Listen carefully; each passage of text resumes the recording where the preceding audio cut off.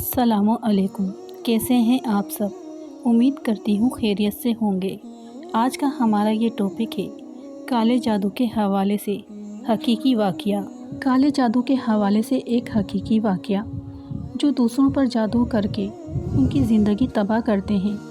یہ کہانی لکھنے والی خاتون اپنی آپ بیتی لکھتی ہیں کہ کیسے انہوں نے اپنی سوکن پر جادو کروایا اور پھر اللہ نے انہیں اور ان کے ساتھ تعاون کرنے والوں کو کیسے سزا دی۔ کہانی سنانے والی خاتون کہتی ہیں کہ میں ایک اسکول کی پرنسپل ہوں۔ اللہ نے مجھے مال، حسن، طاقت اور اولاد سے نوازا۔ میرے شوہر کا بھی ایک مقام ہے، لیکن جب میرے شوہر نے دوسری شادی کی تو میری زندگی ویران ہو گئی۔ سب لوگ میری سوکن کی دینداری کی تعریف کرتے تھے۔ یہی بات مجھے اور زیادہ حسد میں ڈالتی۔ میں نے دیکھا کہ میرے شوہر بھی اس کی دینداری کی تعریف کرتے ہیں اور کہتے ہیں کہ وہ اللہ سے قریب ہے۔ جب میں اس پر بات کرتی یا کچھ برا کہتی تو وہ مجھے کہتا اس پر ظلم نہ کرو، وہ اللہ والے لوگوں میں سے ہے۔ یہ سن کر میرا دل حسد سے جل اٹھتا تھا۔ میں ڈرتی تھی کہ وہ ماں نہ بن جائے۔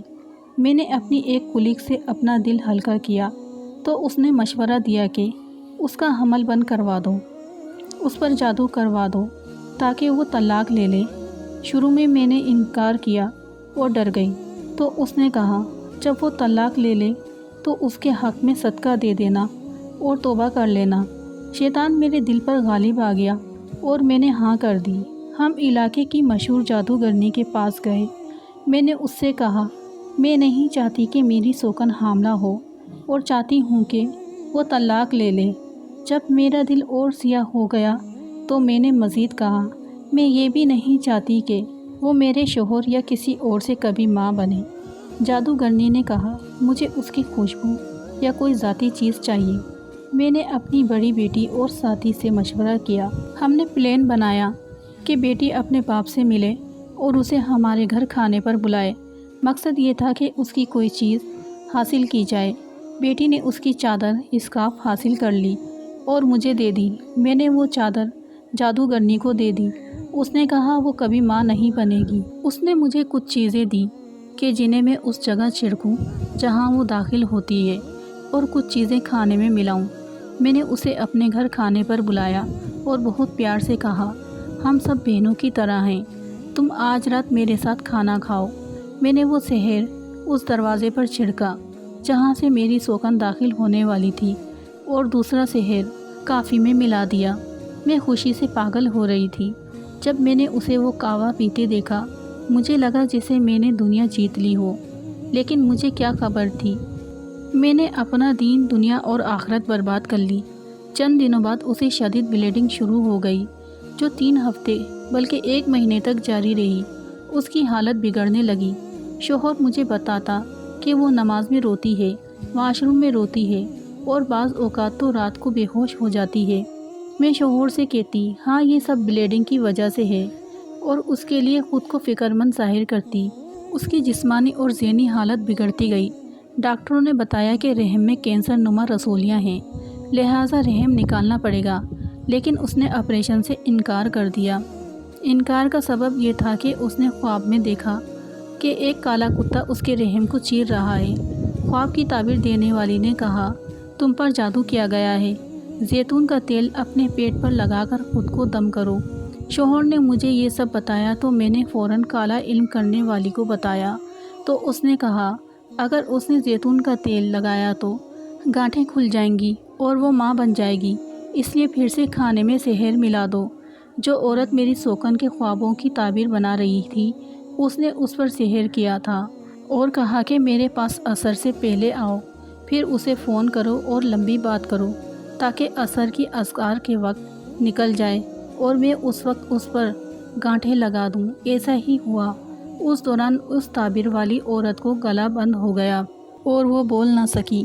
یوں سحر مکمل ہو گیا اور سوکن دوبارہ تعبیر کے لیے اس سے رجوع نہ کر سکی۔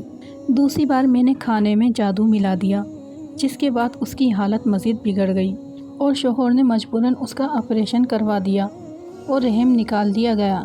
لیکن مجھے غصہ تب آیا جب دیکھا کہ شوہر اس کی حالت پر غمگین ہے۔ اب میں چاہتی تھی کہ وہ طلاق لے لے تاکہ میری جیت مکمل ہو۔ میں نے کولیگ سے مشورہ کیا کہ ہم اس پر جادو کا الزام لگا دیں تاکہ شوہر طلاق دے دے۔ میری بیٹی کی شادی کو 1 سال ہوا تھا۔ ہم نے منصوبہ بنایا کہ شوہر پر بھی جادو کروا دیں اور میں وہ عمل گھر کے دروازے کے پاس دفن کر دوں۔ ایسا ہی کیا۔ پھر میں نے شوہر سے کہا، خوابوں کی تعبیر بتانے والی نے کہا ہے کہ تم پر جادو ہے اور سوکن نے خود کیا ہے۔ شوہر نے درخت کے پاس گڑھا کھودا تو واقعی زہر ملا۔ یہ اس کے لیے صدمہ اور میرے لیے خوشی کا موقع تھا۔ شوہر نے بیوی کے بھائی کو فون کیا اور کہا، تیری بہن کافرہ فاجرہ جادوگرنی ہے، وہ مجھ پر حرام ہو گئی ہے، 3 طلاقیں۔ اس نے سفلی جادو کی تصویریں بھی بھیجیں۔ میں نے سمجھا کہ میں جیت گئی، لیکن انجام میرے لیے، بیٹی کے لیے اور کولیگ کے لیے تباہی تھا، اور شوہر کو اس عورت سے طلاق دیے 5 سال ہو گئے۔ میری بیٹی کو طلاق ہو گئی اور وہ بانجھ ہو گئی۔ ایسا عجیب مرض کہ اس کے انڈے ختم ہو گئے اور وہ اب نفسیاتی علاج لے رہی ہے۔ میری ساتھی کا اکلوتا بیٹا ایک حادثے میں مر گیا اور وہ شدید ذہنی دباؤ کے باعث دماغی اسپتال میں زیر علاج ہے۔ شوہر کو خواب آتے ہیں کہ اس کا مرحوم والد ناراض ہے اور وہ قرآن کی آیت پڑھتا ہے۔ معاملہ یہیں ختم نہ ہوا، مجھے میرے کام سے نکال دیا گیا۔ ایک بہت بڑی بدنامی ہوئی۔ سازش کے تحت مجھے تعلیم کے شعبے سے نکالا گیا اور میری عزت خاک میں مل گئی۔ عبرت کا مقام، جو دوسروں کی زندگی برباد کرتا ہے، اللہ تعالیٰ اس کی دنیا و آخرت برباد کر دیتا ہے۔ جادو حرام ہے اور اس کا انجام دنیا میں ذلت و آخرت میں جہنم ہے۔ پھر میرا سب سے لاڈلا بیٹا چرس کا عادی ہو گیا اور اب وہ نشے کے علاج کے لیے اسپتال میں داخل ہے۔ رہی میں تو مجھ پر کام کی جگہ پر الزام ثابت ہو گیا۔ میں بدنام ہو گئی اور مجھے آج تک سمجھ نہیں آیا یہ سب کیسے ہوا۔ پھر میری طبیعت بگڑنے لگی۔ جب چیک اپ کروایا تو پتہ چلا کہ میں دماغ کے کینسر میں مبتلا ہوں اور کینسر ریڑھ کی ہڈی تک پہنچ چکا ہے اور پورے جسم میں تیزی سے پھیل رہا ہے۔ اس بیماری کی تشخیص اور اسپتال میں داخل ہونے کے بعد میرے شوہر نے دوسری شادی کر لی اور مجھے مکمل طور پر بھول گیا۔ میں اب اپنے مرض کے آخری مراحل میں ہوں اور صرف درد کم کرنے والی دوائیوں پر زندہ ہوں۔ میں نے اپنی سوکن کو بلانے کا کہا تو میری بہنیں اسے لائیں۔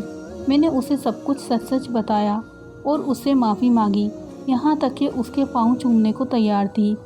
اس نے روتے ہوئے کچھ الفاظ کہے جنہیں سن کر میری خواہش ہوئی کہ کاش میں 100 بار مر جاتی اور یہ الفاظ نہ سنتی۔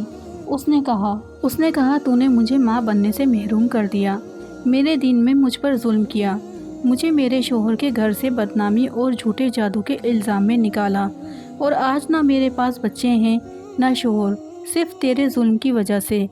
اللہ تجھ پر اپنی رحمت حرام کر دے، اللہ تجھ پر اپنی رحمت حرام کر دے، اللہ تجھ پر اپنی رحمت حرام کر دے۔ یہ واقعہ سبق ہے ہر اس دل کے لیے جو حسد، جادو یا ظلم کے راستے پر ہے، انجام ہمیشہ بربادی ہے۔ اللہ تعالی ہمیں معاف فرمائے اور دین پر ثابت قدم رکھے، آمین یا رب العالمین۔